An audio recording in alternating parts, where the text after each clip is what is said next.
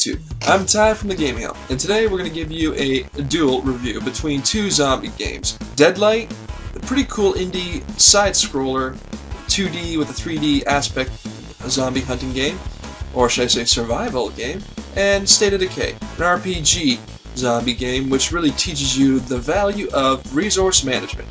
So, I'm personally excited. Let's get into this one. Check it. Ah, yes.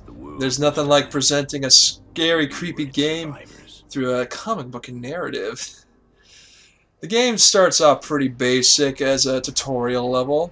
Pretty decent 3D graphics in a 2D side-scroller environment.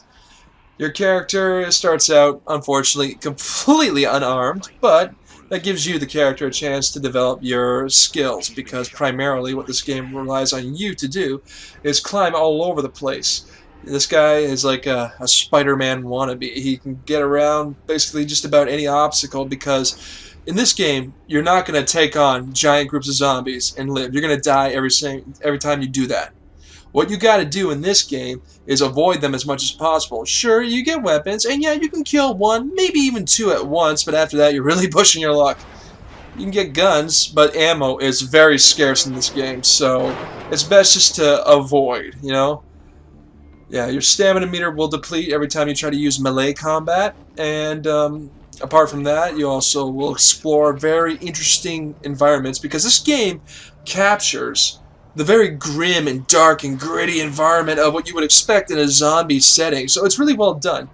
They call the zombies shadows in this game, primarily because they are all, every one of them is a pitch black silhouette with glowy red eyes. It's a cool effect that they went for, and they totally nailed it. I enjoyed this game thoroughly, and the obstacles that it presents are just really, really cool how they do it, you know? I mean, it's like the simple side scroller. You see the inside of the building from the side perspective, almost like an old school Nintendo game, but it really comes together so well. It's really well done. The execution's flawless. Story and pacing's really good. Controls, okay, I'm not gonna lie. Sometimes if you push the wrong button at the wrong time, you're dead. You're gonna fall, jump off, bounce, whatever. You're dead. So controls could have been a little bit more ironed out, but you know what? Ultimately, well done. And then look, as you can see for yourself right here, you can go outside and see what's left of civilization at the end of the world. Yeah, if you jump too high, you're going to go splat. So always look for a safe route down. Whoa, Jesus!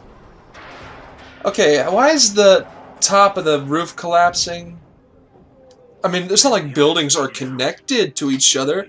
It's not like the foundation's all sticking together, is it? It's a good thing I didn't take architecture in high school.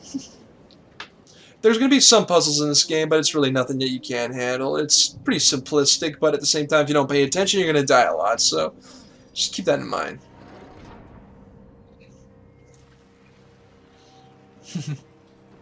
Yeah, plus I should also mention that your character cannot take too much abuse. As you see right there, the character's got 4 health bars, but truth be told, he starts out with 3. You can increase the health as the game progresses. Uh-oh. Do something. Like, get your ass out of there, you fool! See, when you're unarmed, you're done. You can't take on a zombie. You need weapons. No fisticuffs this time. Yeah, even when it's all rainy and depressing out, it's just so well executed. It just really, really sets the stage, sets the mood really well. The ambiance. Don't mind me, I'm just trying to say all these fancy words and hope no one will notice that I have no idea what they mean. Yeah, it's best to always avoid street level, because that's where the most uglies are going to be, or shadows, zombies, whatever the hell you want to call them. Don't go on the street. Stay to the top of the buildings as much as possible. And now we have State of Decay. What we're going to see at first is when you start out on a level, you're going to see my personal file. First of all, my population's doing pretty decent. Food, medical supplies, resources, and gasoline, they're pretty much maxed out. As you go throughout this game, you're going to find fellow survivors. They're going to want to join your camp, and that's great and all. As you can see, the building blocks of your base, you got defense towers, a lot of beds for all the different people because there's 36 people that need places to sleep. Got my own little garden, my own little medical center, my own farming expert, and my own doctor. That way I get more food out of the farm and more medical care from a professional who knows what he's doing. You see all the characters here. And I've only really put effort into 3 of them. You know, maxed out their abilities as much as possible. And I discovered 2 that already had pimped out abilities. One thing you have to understand in this game is resource management. Even while you're not playing the game, thanks to the Xbox 360's internal timer, it'll keep track from the last time you played the game, and it'll minus that many resources. So if you take too long to play this game, if a long period goes by, all of a sudden you play for the first time after a long absence. Look at that. You got no food left. Morale's at a low. People might be missing or just abandon you. And you got to get your ass in gear. Watch out. Ferals are tough. They're fast, and if they lynch onto you, they injure you. And you can't heal yourself. You need medical care by your doctor, or at least you better have a medical tent. So resources deplete over time. This is what I mean when I say this game teaches you the value of resource management.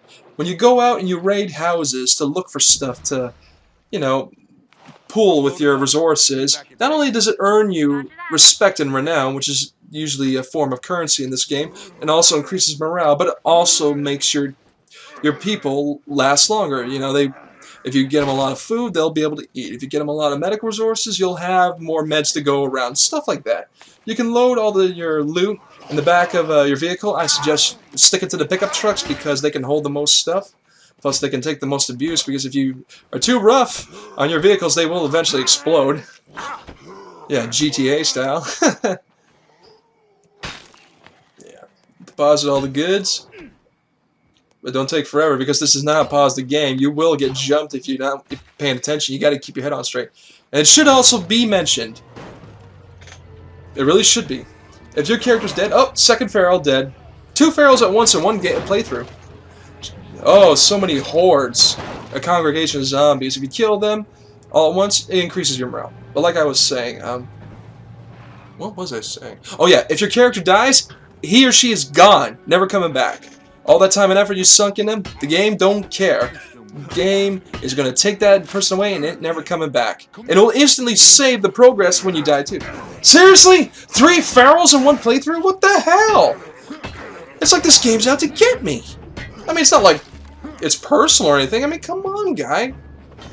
So while you're out, you can do main objectives, you can do side quests to help boost morale as well as keep your base that much safer. You can set up outposts with a perimeter around it that can be expanded, and in doing so will prevent zombies from spawning inside your deployment zone. You have to watch out. There are several special zombies though, like that ugly bloater son of a bitch. That gas will kill you very slowly over time, like a poison. So you got to be careful. You have to know your enemy. And if you ever use your gun, you have to really, really mean it, because if you go loud, as I say, I'm going loud, every zombie will hear it, and they will all come for you. They will swarm you, and they will kick your ass. You cannot take on large groups, because you will most certainly die. Get in your pickup and get the hell out of there! And with all the goods in tow, go back home, earn some respect, some renown, some morale, and your group gets to live for a little bit longer. Gotcha, sucker. Wrapping up today's episode, as you can see, I love my zombie games. They're pretty awesome. There's no getting around that for me. And on top of that, these 2 particular games, however different they were still pretty awesome.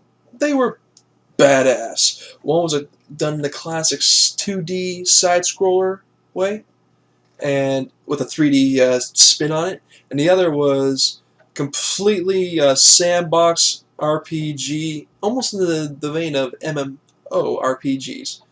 State of Decay, straight up, you guys get, because lack of story, you lose a point, 9 out of 10. And because it was a short game, Deadlight, you also get 9 out of 10. You both earned it. Great games. I play them over and over again. They're that good, the replayability just stays enjoyable over and over again, and that's what I got. That's what I want. I got it. Awesome. Alright.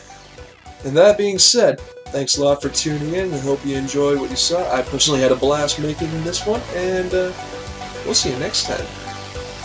Take her easy.